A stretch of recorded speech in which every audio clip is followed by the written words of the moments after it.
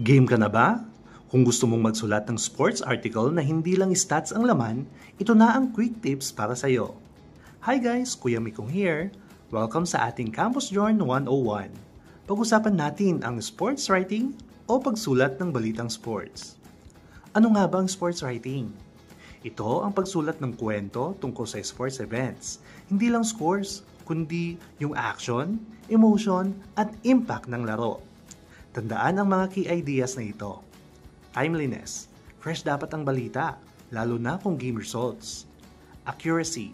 Tama ang pangalan, scores at facts. Excitement. Dapat ramdam ng reader ang thrill ng game. Teka, meron din tayong types of sports articles. Merong sports news, sports editorial, at sports feature. Pero pag-uusapan natin ngayon ang sports news article. Ano ang nilalaman ng isang sports news article? Nariyan ang lead. Highlight the most exciting or significant moment. Body.